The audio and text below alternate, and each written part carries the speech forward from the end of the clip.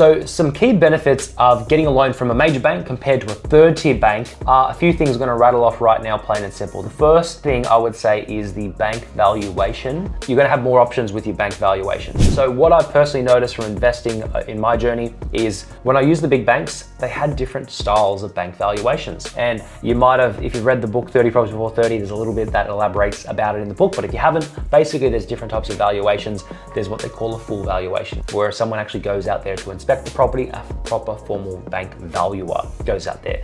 There's also a drive-by where they just drive by, they don't go inside. There's also a desktop valuation. Now, the big banks, basically, many of them, such as Commonwealth Bank, Westpac, St. George, NAB, etc., they have got those 3 different types of valuations that they can do. The smaller banks sometimes, like the third tier lenders that aren't as well known, many of them just do a full valuation.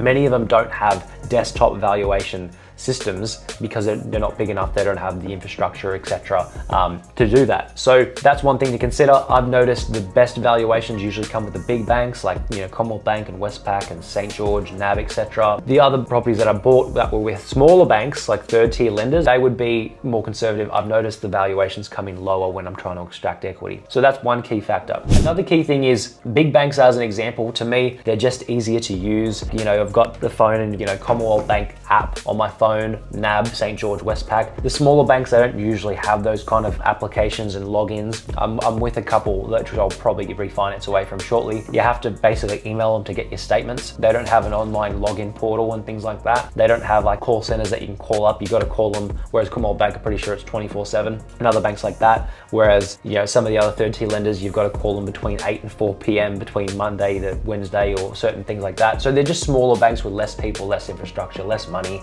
Sometimes a little bit harder to use. Big banks as well, another thing that I've just thought of is many banks now, they do DocuSign. They allow people when they're signing loan contracts to do everything electronically. Many of the older banks are still, you know, old school and you've got to, you know, physically sign the print and scan and all that kind of stuff. So a lot of them are still, you know, 5, 6, 7 years ago. Those are 3 main keys. There's plenty more which I could go through, but to me, the most important one would be the valuations. Smaller bank, lower val, bigger bank, higher val. That's what I figured out. It may seem simple, but the information that I just shared is incredibly important, and it's allowed me to, you know, build my portfolio a lot faster than, you know, just about everyone else out there. So thanks for watching. Comment below if you have a question, and I'll see you in the next video. Bye for now.